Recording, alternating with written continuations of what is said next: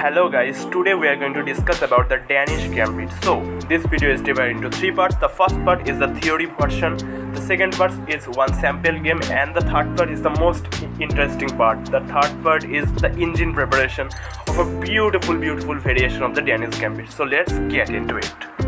Let's start with the first portion, the theory portion. In this portion we are going to see the main variation and the main lines in the Danish Gambit. So Danish Gambit, it starts like this: e4, e5, d4, pawn captures, c3. So here is the best version is d5. We have opened up the Leech's database and this is the only master scheme. So d5 is the best variation, then e captures d5, queen captures d5, and let's see, c captures d4. So from here, knight c6 is the main variation, then knight f3, bishop g4 pinning the knight, and bishop e2. So that's how the position looks like. So in this position we are not down any pawn or any material, but black is positionally quite better because of the isolated pawn on the d4 square. So if you look at the main variation, that is bishop b4 check, and after knight c3 black has quite a good result against this. And if black is prepared, this can be a very dangerous line, but still it is playable because black has to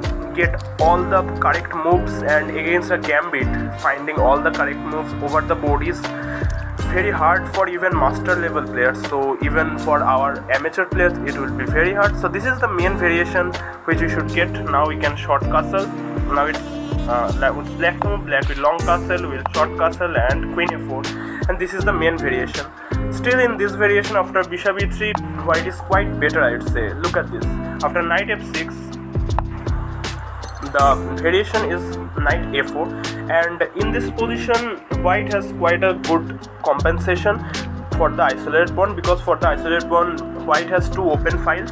If white can get the open files with his rooks and get to attack the black king, that would be quite better. But your strategy for the Danish Gambit should be, you should not get the game into the end game. You should play into the middle game and try to checkmate your opponent, because in the end game the isolated pawn would be very dangerous. So let me see the isolated pawn. The d pawn is the isolated pawn because it has no neighbors. So in the end game the d pawn would be very weak. So that's how you should navigate the position, try to get the open e and c file and try to navigate the position. This is the main line and this is the theory portion. Now comes all the fun parts, all the sample games and the beautiful engine variation. So let's go.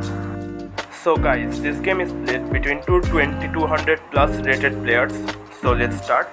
e4, e5, d4, e captures d4, c3, e captures, d captures c3, bishop c4. Very nice. So black is taking all the pawns. So let's see, and he takes another pawn. C captures b2, bishop captures b2, d5, and this is how you should be playing when you are taking already two pawns and you have to sacrifice back the pawn to get a little bit of initiative, to get all your pieces out of their initial square. So bishop captures d5 and knight to f6 attacking the bishop. And here you guys pause the video and try to find a very nice tactics to win back one of your pawns with white. Pause the video. If you guys pause the video, you can find the move bishop captures f7 check. Now if you don't take the bishop, if you play something like king e7 or something, then we still take this queen, king captures, and we can play simple developing move or a move like e5 and get this knight out of this position. Let's say any move, knight e7, and we can get a very nice fast one, and this position is already quite better for white. So that's why you should take the bishop. So after king captures f7, queen captures d8, and that's not like you're winning the queen, because black has a beautiful counter shot, bishop b4 check, and you have to find this move. Try to pause the video now and try to get back the piece, because if you play a move like knight c3 or bishop c3, then you lose the queen for free and you are just down a piece. So you have to play the move queen to d2 to sacrifice back the queen and get back the piece, and knight captures d2. The material is equal, but white has quite a lead in development, open c and d file as well.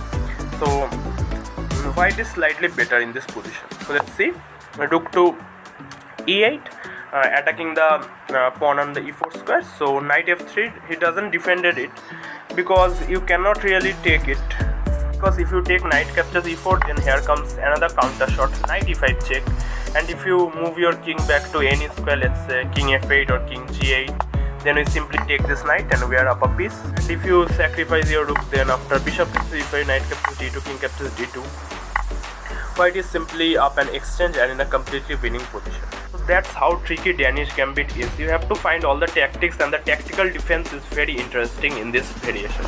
So let's see. So e5 would be better, or knight c6 would be better, but knight f3 is quite a good move as well. So knight e5 check as planned, and here comes king to g8 and f4, solidifying the knight in the center. So black develops knight bd7, challenging the knight, and white simply short castles. Knight captures e5, bishop captures e5, and black plays b6, try to get his bishop from the b7 square and fianchetto his bishop. So rook to f3, white rook lifts and try to get the rook on the open g file, h file, or even any file, d file, or the open files. So black plays bishop b7 as planned, also hitting the e4 pawn, but rook g3, another tactical defense, because if you take this pawn, then there will be rook g7 and it would be very dangerous for black. So Danish Gambit is very tricky. I'm telling you, you should try this kind of lines in the games, and what a beautiful line this is. So let's see, king f7, and he wants to run away with the king. So knight to c4. Also you can't take because of rook captures g7, because if you take then also rook captures g7 and it will be dangerous. h7 pawn is also hanging, so yeah, that's why black develops is another piece, rook to d8. White is slightly better, as you can see from the evaluation bar. So bishop captures f6, g captures f6, and pawn push. So if you take this pawn, then after knight captures e5, this knight is very strong, the rook is coming behind, so that's why you cannot really take this pawn. So black plays rook to e7, try to double up on the e5. So knight to d6 check, king to e6, and rook to e1, and here black blunders with the move f captures e5. So the best move is bishop a6, as you can see, but here you guys pause the video and try to find the winning variation for white. Pause the video. Now if you guys find the move f captures e5, this is also a good move, but when you see a good move, try to find a better move. So here is the best move is rook captures e5, king captures d6, rook to d3 check. You have to move the king away, because if you go to king to c7, let's say if you go king c7, then rook captures e7 is anyway coming.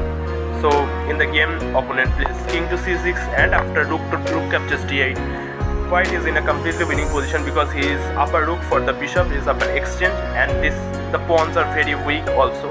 So in this position, the opponent resigns and white wins a brilliant game.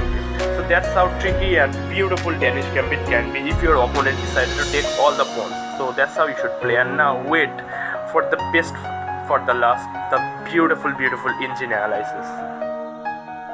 So guys, here is that special engine analysis we have done for this crazy variation in the Danish Gambit. So let's see, e4, e5 is planned, d4, e captures d4, c3, d captures c3, bishop c4, pawn captures, bishop b4 check, knight to d2, knight f6, knight f3, knight captures, and a short castle. And here the craziness begins. Knight captures d2, rook e1 check, bishop blocks, only move, because if you move the king to anywhere, we simply take, and you also lost the right to castle. So queen captures d2, short castle, and here comes another crazy move, rook captures e7, just sacrificing the exchange. Queen captures e7, rook e1, queen d6, only move, queen g5, threatening a checkmate on the g7 square, queen g6, only move, and look at this move, bishop captures f7. Now if you take with the queen, then just rook e7 and the checkmate is unstoppable, so you have to take with the rook. Rook captures, rook e8 check, rook f8, rook captures f8 check, king captures f8, queen check.